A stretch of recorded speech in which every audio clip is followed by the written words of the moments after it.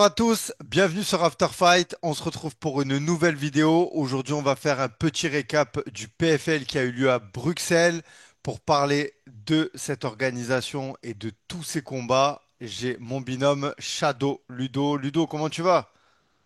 Je vais très bien, merci beaucoup Kevin. J'espère que toi aussi tu vas bien. Eh ben, ça va super. Je suis content de parler de ces combats avec toi. Le PFL donc qui se déplaçait à Bruxelles en Belgique. Franchement, waouh, le niveau du MMA belge, franchement, c'était incroyable. Et quand on voit l'ambiance aussi qu'il y avait dans la salle, ça donnait envie d'y être.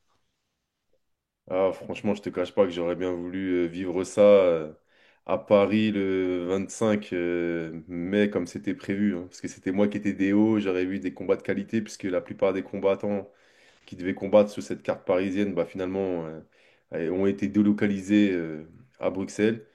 Mais bon, c'est comme ça, ça n'a pas empêché que le PFL soit vraiment une superbe soirée à tenue, plus que toutes ses promesses, puisque je ne sais pas, mais je crois que c'était la première fois que PFL se déplaçait à Bruxelles, en tout cas. Il me semble, ouais.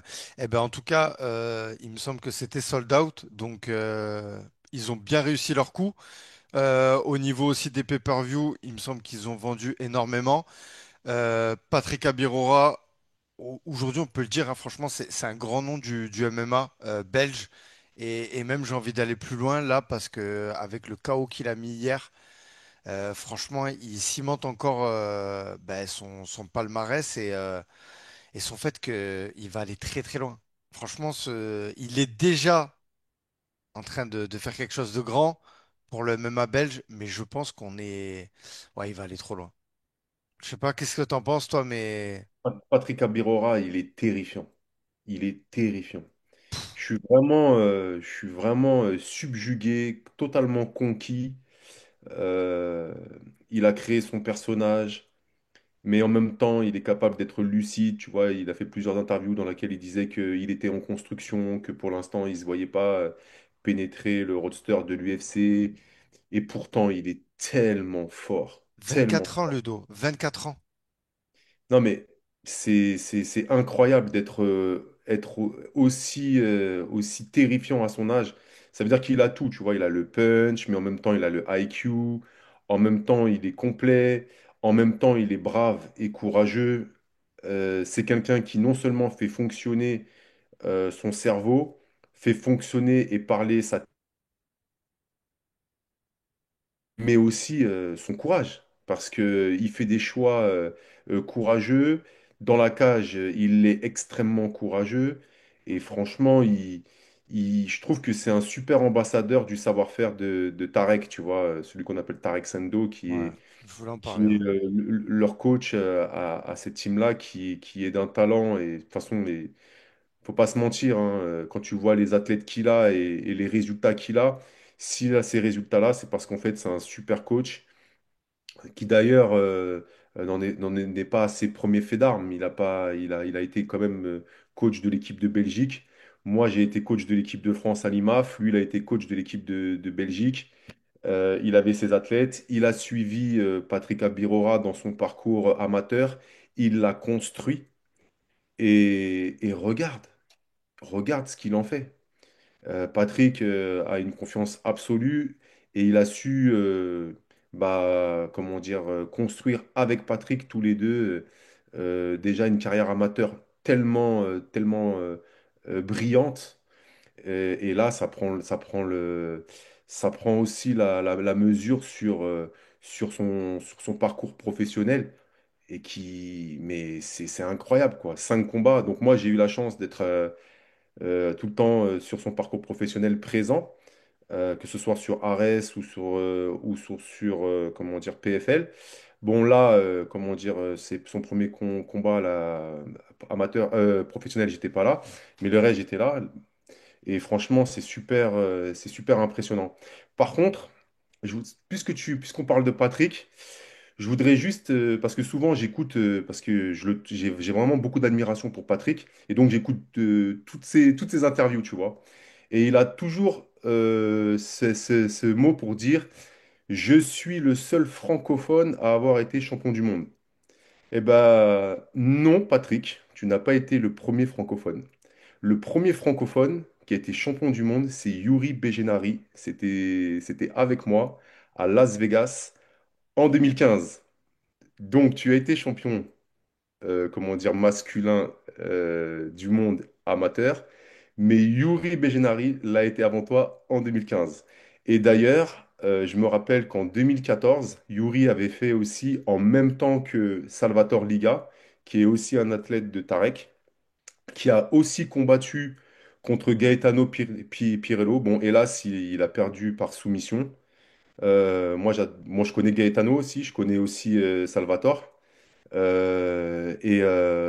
voilà, donc ça me permet aussi de dire que ça me permet de rectifier parce que voilà, Yuri, comment dire, a pas eu, comment dire, forcément cette communication ou le MMA, il n'était pas aussi, comment dire, je dirais médiatisé à l'époque. Donc mais en tout cas, ça n'enlève rien que c'est un super champion.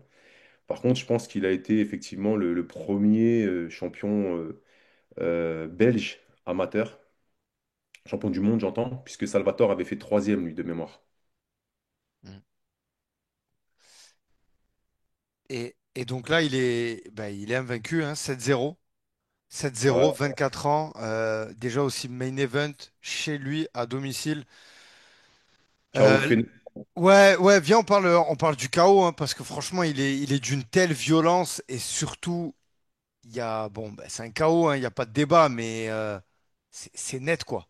C'est ce high Ouais. kick qu'il lui envoie, qui est feinté, et derrière, avec les deux coups du grand end pound, euh, c'est très efficace, là. On parlait juste avant d'efficacité de dégâts. Tu vois, il y a pas matière à parler, là, quoi. Et il est monstrueux, Il est Patrick. précis. Voilà, c'est ça, c'est surtout Ouais, ça. C'est la qu'il est dans le précision. timing. Il a profité, en fait, d'un déplacement d'appui. Il l'a envoyé dans le timing. L'autre, en fait, en déplacement, il avait la main un peu basse. Il lui a pris, comment dire, sur le sommet du crâne. Non, vraiment, vraiment j'adore ce garçon. Franchement, je le trouve hyper talentueux et j'adore sa personnalité, j'adore son personnage aussi. Et puis il est bon. Et puis regarde, je veux dire, il est dans une des meilleures organisations mondiales. Même si c'est pas l'UFC, ça reste PFL pour moi la seconde. Et honnêtement, bah regarde quoi, ces deux dernières sorties, c'est deux KO. Ouais, Un, magnifique sur Kafta, le Suisse, qu'il avait pris dans le timing aussi avec les points. Là, aussi pareil, il le prend dans le timing avec les kicks. Ça veut dire qu'il met KO avec les points, il met KO avec les kicks, il est capable de soumettre. Mais il est trop fort en fait. et juste quand même, pour parler de son adversaire, qui était un UFC vétéran, hein, Danny Robert, qui a perdu face à Jack Maddalena. Mais il a quand même gagné 7 victoires à l'UFC, hein. Donc, Ouais, ouais. Donc ça montre tu bien vois, que ça montre le niveau Patrick, qu'il a déjà, quoi. voilà, Patrick, c'est un super combattant. Il est monstrueux. Et je le dis et je le répète, je pense que, bien sûr, c'est dû à ses qualités techniques, c'est dû à ses qualités physiques, mais c'est qu'il a un gros mental aussi. Il a Ouais, vraiment un gros on le mental. ressent, hein, ça se ressent quand Et, il s'exprime. et surtout, il travaille tu sais, on sent l'osmose entre lui et Tarek. Ouais. C'est beau à voir d'ailleurs, parce que, Ouais, c'est ce que j'allais dire parce ouais, que, tu vois, les combattants, c'est sûr, c'est eux qui ont le mérite, c'est eux qui se tapent. bien sûr. Mais je trouve quand même qu'il faut pas oublier les coachs derrière. Il faut pas oublier les entraîneurs. Je sais que c'est Daniel Warin, tu vois, souvent qui met ça en avant parce que lui, il ressent cette frustration et je peux la comprendre. Parce que quelque part, tu as besoin aussi, tu sais, les combattants, c'est aussi ton image de marque, c'est aussi la version externe de ton savoir-faire. Et voilà, et je trouve franchement que Tarek, tu vois, chez nous en France, on a, comment dire, Nicolas Hott en ce moment qui a vraiment la cote. Il y a, comment dire, Johnny Fraché, il y a Aldric Cassata et tous les autres coachs. Mais si tu veux, en ce moment, dans ce côté un peu scientifique, analyse, game plan, intelligence du game, tu sais, ils sont dans ce profil-là un peu, tu vois. Et je pense que Tarek, il est dans ce profil-là aussi. Ouais, tout à fait. Et Et je le vois, tu sais, j'ai encore cette image de lui quand Boris Mbarga ou Antagana, je sais même pas c'est quoi son nom en fait, mais je pense que c'est Mbarga. Il était au coff et à un moment donné, il est ouais, derrière, tu sais, il y a une caméra qui est sur lui, il dit, bon, je c'est me là, c'est bon, rappelle. ça y est, c'est fini. Tu vois, tellement il connaît ses athlètes. Mm. Et, euh, et moi, je l'ai rencontré au PFL lors de la pesée. On a passé un petit peu moment. Moi, c'était la première fois que je l'ai rencontré. J'ai fait sa rencontre. Et c'est un mec vraiment qui mérite d'être connu. Pour te dire, il a réussi à faire en sorte que ces Belges, on les prenne pour des Français. Tu vois ce que je veux dire? Ouais. Ça veut dire on ressent pour eux, on est à fond derrière eux. On les a adoptés, en fait. Ah Ils bah ouais. sont Belges, mais en vrai, ils sont dans notre cœur des Français, tu vois. Bah bien sûr. D'ailleurs, le MMA belge, les fans, enfin les passionnés, le public belge les supporte, mais il y a aussi beaucoup de personnes du MMA français qui sont derrière eux, donc clairement. Ouais, ouais, ouais, ouais. Ouais. Et bah écoute, en tout cas, Super je, KO de la part de ouais. Abiron à ce PFL, mais c'est pas le seul KO qu'il y a eu, hein. Il y a eu des bêtes de KO. Bah écoute, je te laisse embrayer sur quel KO tu veux parler, quel combat. Je te laisse le feu vert. Bah, il y a eu, comment dire, un KO. Bon, hélas, par contre, bon, il y a eu des sorties de Français. On va parler déjà des combattants français plutôt que parler des KO. On va essayer de mettre. Donc, il y avait Salvo Guidici qui avait rencontré une nouvelle fois.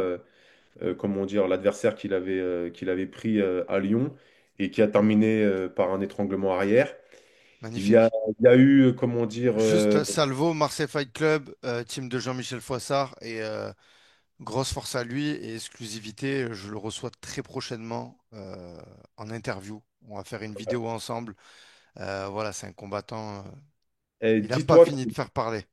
ce garçon-là, je Ouais, l'ai rencontré, je me rappelle, chez Sorel, chez Yvan Sorel. Et depuis, la marge de progression, pour te dire, il avait même affronté un de mes proches, que je ok. considère comme un petit neveu, qui s'appelle Hugo Boisjol, qui d'ailleurs va combattre à l'Hexagone de Orange. Grand exclu, mon petit Hugo qui va combattre à l'Hexagone Orange, qui va faire son intronisation contre un Tchèque à l'Hexagone Orange. Et il avait combattu Hugo. Et quand on avait avec son père, qui est mon ami, hein, qui est Fred Boisjol, qui est quand moi j'étais jeune et que j'ai commencé les sports de combat, voilà, c'était mon exemple, mon modèle, tu vois. C'était vraiment le combattant que je voulais être, champion de Muay Thai, champion de kickboxing, etc. Et donc il avait matché contre Hugo, il s'était fait une guerre de folie. Et là, je vois qu'il a encore pris un stade supérieur, tu vois, donc, super combat de la part de Salvo et très content que tu le reçoives. Et moi, je l'ai vu progresser et vraiment, il est terrifiant lui aussi. Il y a aussi, comment dire, Mathis Duragrin qui a combattu, qui est Bah, là, ça a perdu à la à la décision. décision. Attention, Euh, hein, adversaire solide, il prenait en face. ouais, voilà, voilà. Franchement, honnêtement, ils lui ont pas fait un cadeau Ah, pas et du tout. je pense qu'il faut lui donner les honneurs à Bien sûr. Mathis parce que tu vois, il a été contre un adversaire qui était fort. Et il s'est vraiment, vraiment bien illustré. Après, l'autre, voilà, il était Vu, vraiment. vu que tu es dans les honneurs, je voulais faire aussi passer des honneurs à Willy Sirop. Parce que il y a beaucoup de combattants qui sont sortis de son organisation, qui combattent au PFL. Euh, je vais pas tous les citer, mais voilà. En tout cas, je voulais saluer le travail qui avait été fait parce que la plupart de ces combattants qui aujourd'hui sont sur le PFL sont sortis de l'AEC, l'AEF maintenant. Mais voilà, faut saluer aussi le travail qui a été fait par l'ancien organisateur Willy Sirop. Ouais. Qui d'ailleurs était AEF et passé AEC. Ouais, AEC, pardon. À chaque fois, j'inverse. Ok. Et ouais, donc voilà, donc bravo c'est le genre de défaites qui sont pas vraiment des défaites. Ouais, ça va te Parce que faire progresser. je suis sûr qu'il a appris et je fais confiance à Gaëtan et à lui pour justement tirer le bien qu'on peut tirer de ce type d'opposition. Après, je vais pas te mentir, il savait au fond de lui que ça serait dur, Ouais, tu vois. Mais c'est le type de combat qu'il faut faire. En tout cas, c'est ce que je pense. Après, il y a eu un chaos monumental sur un super combattant. qui s'appelle Anas, qui vient de Saint-Étienne. Et là, il a pris un coup de coude retourné. Bon, bah écoute, ça me fait très mal au cœur parce que Anas, c'est quelqu'un que je ne connais pas depuis longtemps, qui m'a été présenté par un de mes proches, qui s'appelle Sofiane Alilouche, qui est un de ses entraîneurs sur le plan du striking, et qui est dans le même club qui s'appelle le Chaos Squad à Saint-Étienne. Et ça me fait mal au cœur parce que je trouve que les deux dernières sorties ne reflètent pas son niveau, tu vois. Il prend un KO au foie contre la petite pépite de chez Aldric Cassata, du Boxing Squad, qui est champion des 61 kilos. Son nom m'échappe là d'ailleurs. Baris. Baris. Baris, voilà, Baris, voilà. Adi Il s'appelle Güzel. Baris. Exactement. Et donc, et là, il prend un coup de coude retourné qui est d'une qualité hors pair. Et ça me fait mal au cœur parce que c'est pas ce qu'il mérite. Et d'ailleurs, je lui souhaite un bon rétablissement. Et de toute façon, je vais lui envoyer un petit mot de soutien parce que les vrais, ils sont pas là que quand tu as la lumière sur toi. Ils sont là justement quand les moments sont difficiles. Et voilà, bon, bref. Ensuite, je voudrais aussi féliciter Mayo de la Montagne d'Oire de Carcassonne, qui a encore gagné, mon gars. Mayo. Mayo, c'est vraiment un mec formidable, tu vois, qui normalement aurait dû certainement peut-être arrêter sa carrière à cause de sa vie privée, sa vie professionnelle, et qui, à cause des bons résultats qu'il fait et les opportunités où il répond présent, il monte, il monte, il monte. Et tu vois, lui, c'est vraiment le. Il a monté sa petite structure à Carcassonne avec des passionnés, avec des soldats. Les mecs, ils s'entraînent dans les montagnes, dans les rivières, ils s'entraînent comme dans des structures et tout qui sont loin d'être confortables. Et pourtant, ils performent. Et franchement, ça me fait grave plaisir. Moi, j'ai connu Mayo à l'époque. J'en avais entendu parler par mon combattant qui s'appelle Damien Losco, qui avait été en équipe de France avec Mayo en même temps en 2016, lorsque l'équipe de France s'était déplacée à Las Vegas pour les championnats du monde. Mayo était dans cette équipe-là. Et du coup, j'avais eu un regard particulier parce que mon combattant et ami Damien Losco m'avait parlé en bien de ce gars-là. Et quand je l'ai rencontré, je m'en suis rendu compte c'est que c'était vraiment un gars bien. Et donc, je suis super content pour lui, tu vois. Voilà. Après, il y avait Taylor. Donc, très content aussi que Taylor ait gagné contre un combattant extrêmement dangereux, Taleb. Ouais. Vraiment, ça a été un combat qui a été encore une fois, tu sais, très stratégique. Très maîtrisé, ouais. Ouais, et puis c'est toujours dans le calcul. Taylor, c'est vraiment un architecte de la victoire. Tu vois, il construit sa victoire. Il en a que faire ouais, moi, je suis un combattant ennuyant, pas ennuyant, c'est pas grave. En attendant les coups, moi, je les prends pas et j'ai des victoires. Et quand j'arrêterai ma carrière, j'aurai capitalisé tant de victoires pour tant de défaites. J'aurai été dans les plus grosses orgas mondiales, à savoir l'UFC, à savoir le PFL. Et donc voilà, après. Moi, je suis pro Taylor Lapillus, contrairement à ceux qui disent, ouais, moi, je suis pas hypé par En fait, ça dépend comment t'es. Encore une fois, ça dépend de ton paradigme. Quand tu es entraîneur, t'aimes que ton combattant, il maîtrise tous les éléments du game. En vrai, quand tu es entraîneur, t'en as rien à faire d'avoir des mecs qui défoncent tout le monde. Parce que c'est tout le temps la roulette russe quand tu vas chercher le KO, tu vois. Tu peux mettre des KO, mais tu peux recevoir des KO. Donc si tu as un combattant, toi, qui met des KO, qui a 10 KO, mais qui s'est pris 8 KO, bah en fait, il n'est pas fiable, le mec, tu vois. Mhm. Alors que quand tu as un combattant contre Taylor, tu sais que le gars, il est appliqué, tu sais que le gars, il est intelligent, tu sais que tout ce qu'il fait, c'est calculé, c'est maîtrisé. Et pour ma part, moi, justement, je trouve que ce type de combattant, c'est des combattants qui reflètent le mieux, comment dire, les scientifiques du combat. Ouais, Voilà. clairement. Ouais, non, mais tout à fait. Et puis franchement, c'est un combattant, il faut le prendre pour exemple, hein. Depuis des années qu'il est là, hein, Taylor Lapillus. Parce qu'il y a beaucoup de gens, j'ai vu, hein, je regardais sur les réseaux, ouais, il est ennuyant et tout, mais les gens se rendent pas compte. Franchement, aller faire ce qu'il a fait déjà à l'UFC, aujourd'hui au PFL, affronter les meilleurs, le niveau qu'il a. Et surtout qu'il a continué à garder, hein, parce qu'il est pas tout jeune, Taylor. Attention, hein, je dis pas qu'il est sur la fin, mais tu vois ce que je veux te dire, sa longévité. euh, il a toujours été au top, quoi. Que ce soit à l'ARES, il était trop fort pour la scène française. Aujourd'hui au PFL, il est très fort. À l'UFC, faut pas oublier, hein, il a été cut, mais il était en positif, hein. Donc Mm. voilà, hein. Donc Après, déjà, tu vois, après, peut-être il y a un petit regret, tu vois, quand je parle de Taylor, je trouve que c'est un combattant. Je vais pas faire tu vois, mais je trouve qu'il a pas eu le succès qu'il méritait. Je pense, parce que aussi, tu vois. je pense que il a su capitaliser. Tu sais, moi, j'ai connu Hmm. Taylor. Bon, Taylor m'en voudra pas, j'espère. Je te présente déjà toutes mes excuses si je dis des choses dont tu voulais pas dont je parle. Moi, j'ai connu Taylor.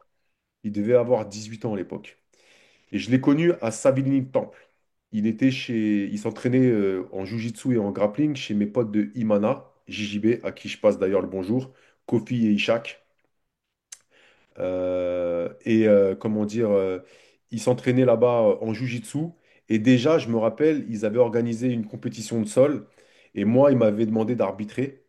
Je me rappelle qu'il avait 18 ans et qu'il avait déjà mis un juji à une ceinture noire de la Gracie Barra. Et c'était un Brésilien, le mec. Ensuite, il est venu chez moi, dans mon club, à Vivacité, se faire entraîner par Johnny Frachet, quand moi, je suis parti de Vivacité pour ouvrir mon club à Évry. Et Johnny, lui, était venu donc à Grigny.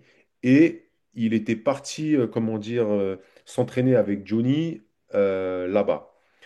Et je me rappelle qu'à cette époque-là, il se lançait dans la compétition et j'avais été sur les compétitions en même temps que lui, notamment lorsqu'on allait faire ce qu'on appelle la célèbre compétition de Montrouge, la Cognam Cup. Tout le monde est passé par la compétition Cognam, qui était une compétition où ça a révélé ton caractère. Moi, je sais que mes gars, je les emmenais tous à Cognam et je dis, si tu traverses la compète de Cognam, je peux t'emmener à la guerre n'importe où. Tellement les conditions, tu vois, c'était des conditions underground. Tu avais l'impression d'être dans Fight Club, sauf que c'était dans un gymnase, tu vois. On découvrait comment dire, les règles sur le moment, ça changeait même sur le moment. Bon, bref. Et Taylor était quelqu'un qui était hyper, au contraire, qui finalisait qui finalisait. Taylor était quelqu'un qui finalisait. Et puis après, il est parti au Factory. Et il a développé avec Lopez, et tu vois, il faut rendre à Lopez ce qui appartient à Lopez. Je pense qu'il a développé avec Lopez une compréhension du game. Et je pense qu'il s'est passé avec Taylor ce qui s'est passé quand moi j'ai rencontré Lopez. Moi j'ai rencontré Lopez sur le plan de la compétition, mais après, dans mon cursus de formation, j'ai été formé par Fernand Lopez quand j'ai passé mes diplômes au sein des fédérations de la lutte et de la FFK MDA. Et du coup, il a débloqué chez moi la compréhension du combat. J'avais ma compréhension à moi avec mon paradigme qui est celui d'un mec de cité. Ça, C'est-à-dire, c'est intéressant ce que tu dis là. c'est-à-dire, Hmm. tu viens avec ton background de mec de cité. Chez nous, c'est simple. C'est le courage, la virilité, la brutalité, l'honneur, la fierté. Tout est extrêmement animal, extrêmement bestial, extrêmement viril, extrêmement mâle, dans le sens mâle, males, tu vois, le mâle alpha. Et donc, comment dire, il m'a fallu rencontrer dans mon système de formation Fernand Lopez pour qu'il développe ensuite mon intelligence du game. Qui fait qu'à un moment donné, face à quelqu'un qui est surpuissant, je ne vais pas essayer d'être plus puissant que celui qui est puissant. Il va falloir que j'utilise la puissance de l'autre contre lui et à mon profit, tu vois. Et ensuite, il a développé certaines choses. Et ben moi, je pense que le fait que Taylor ait grandi dans cet environnement, avec Lopez, avec le MMA Factory, avec des coachs qui ont ce cursus-là, comme par exemple Nicolas Hott, tu vois, qui vient du Factory et qui a aussi cette mentalité-là, qui en plus est pareil avec Johnny Frachet, parce que Johnny Frachet, c'est pareil. Moi, j'ai eu la chance de travailler avec lui dans le même club. Johnny Frachet, j'ai été avec lui pendant très très longtemps. De toute façon, c'est simple. Johnny et moi, on a commencé ensemble à haute tension dans le 94 chez Jean-Marie Mercier, tu vois. Donc, et c'est pareil. Johnny est un scientifique du combat. Et donc, si tu veux, ça correspond totalement à ce que peut faire Taylor. Et donc, il ne faudra pas s'attendre à ce que Taylor, tu vois, par exemple, je sais que par exemple, si Taylor est en position montée sur un mec, il va jamais chercher la soumission. Il va chercher à faire en sorte de faire des dégâts pour que l'arbitre arrête. Tu vois ce que je veux dire? bien sûr. Mais si je prends le Taylor qui a commencé, il va aller chercher le juji. Alors que là, parce qu'il a compris beaucoup de choses sur le game, il va favoriser les frappes. Et tu vois ça, tu peux et donc tu peux pas en vouloir à quelqu'un qui construit ses victoires de ce type-là. Tu vois? Par exemple, et puis c'est pareil, c'est un gaucher. Il y a beaucoup de choses qui peuvent se passer en garde, comment dire, asymétrique, qui en garde symétrique, tu vois, il faut faire attention. Et ça, tu vois, tout ça, il l'a bien assimilé. Il a un jeu qui est posé, qui est calme, et qui reflète tout simplement sa personnalité. Tu peux pas essayer de t'inventer une vie. Tu combats comme tu es à l'intérieur de toi. Si tu es quelqu'un qui a plutôt un profil intelligent plutôt que quelqu'un qui est complètement dans l'extrême virilité, ça ne veut pas dire que tu n'as pas de couilles, hein, pardonne-moi l'expression. Ça veut juste dire que tu veux d'abord calculer à quel moment le moment est le plus opportun pour finaliser mon gars. Donc voilà, donc effectivement, ça met du temps, c'est pas très spectaculaire. Si être ennuyant, c'est ne pas être spectaculaire, alors ok. Mais moi, je pense que Taylor, c'est quelqu'un qui mérite. Et on avait un autre combat aussi avec Boris Mbarga. Ouais. Bon, lui, c'est Abiro Rabis, hein. Ouais, mais ça, en Ah, lui, catégorie. il est, Ouais, il c'est une est machine. invaincu. Lui, c'est pareil, hein. Ouais, Il a lui, 9 combats en amateur ouais. invaincus. Ouais, ça va être dur Comment de dire. ça va être dur de les arrêter, Patrick Abirora et Boris. Sincèrement, je pense que, ouais, moi, j'ai envie de les voir à l'UFC. Et après, je pense que bon, actuellement au PFL, ils sont bien lotis. Voilà, clairement, le PFL se sert d'eux et eux, ils se servent aussi du PFL pour ce tremplin de visibilité. Mais moi, j'ai envie de les voir à l'UFC, clairement, hein. Ah, Tu vois, oui, tu as raison, tu as raison. Mais je pense qu'ils sont honnêtement, dans le radar même. Ouais, honnêtement, tu ne penses pas que, bien que ce soit pas la même personnalité, Boris, ouais, que c'est pas la même personnalité, hein. ouais, Tu sens chez Boris le côté un peu plus Kaira, tu vois. ouais, ouais. Je Ouais, sais pas si Patrick, c'est la fierté camerounaise ouais, ou si c'est ou si c'est le tempérament Kaira des cités dans laquelle il a grandi, tu vois. Mais tu sens qu'il est dans l'extrême virilité, tu vois. Je sais pas ce que ouais. tu vois, Moi, je trouve dans ses aussi un peu. interviews, ça, tu sens qu'il est. Mais en vrai, aujourd'hui, tu lui donnes combien de temps face à Rountree? euh, je sais pas, parce que, étant donné que les combats, à chaque fois, ils les Tu le mets terminent. contre Volkan Ozdemir. Ouais, non, c'est sûr qu'il y a encore un cap. Il y a encore un cap à passer, mais.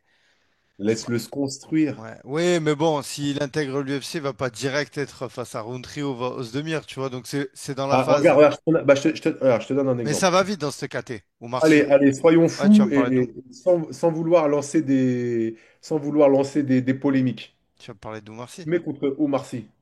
Ah non, non. Ah, je veux bien le voir le combat. Ouais, À l'UFC Paris.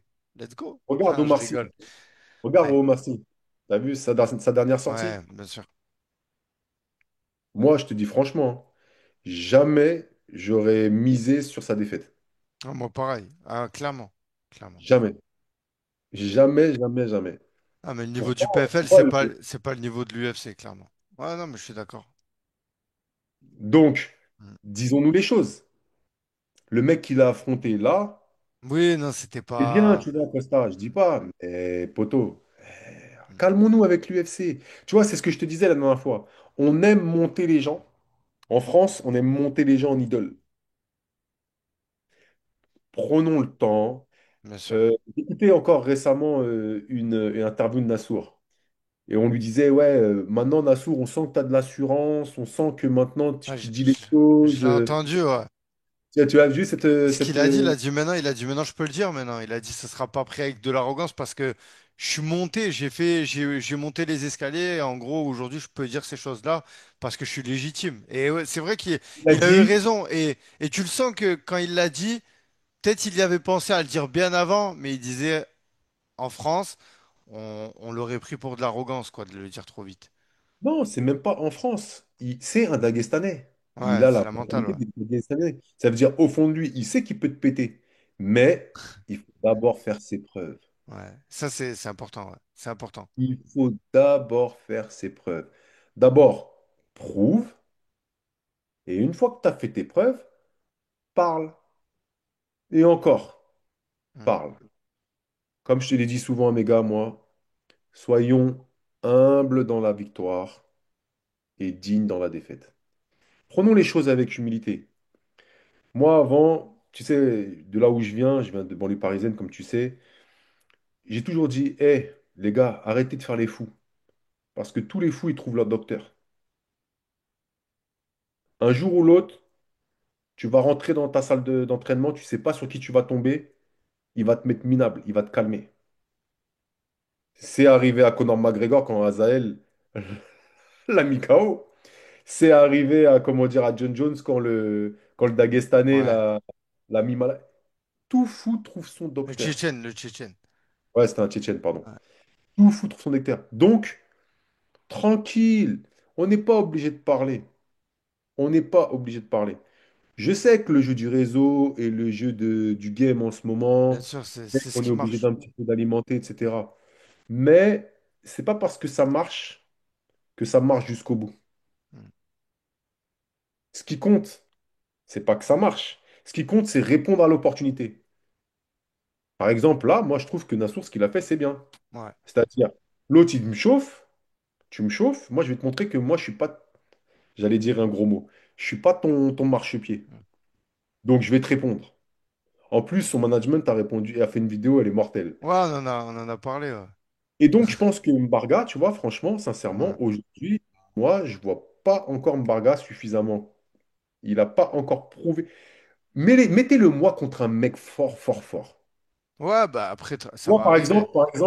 par exemple, bon, et là, ça ne se fera pas, tu vois, mais moi, j'ai un 93 kilos. Il s'appelle Damien Losco, tu vois. Ok. Damien Losco, moi, si on avait dû continuer notre aventure PFL, parce il avait signé au PFL, finalement, ça s'est pas fait. Bah, tu vois, Damien, j'aurais dit, écoute, tu sais quoi? Bah, comment dire, Mbarga, il est vraiment fort. Qu'est-ce que t'en penses si on prend? Parce que, justement, je pense que pour mon gars à moi, battre un mec comme ça, tu vois, ça va signifier quelque chose pour nous. Et bah, de la même manière, Mbarga, il doit avoir cette même mentalité que pour un autre combattant, ce type, voilà ce qu'a fait Abirora. C'est-à-dire, il prend un UFC vet et il le tape. Mm.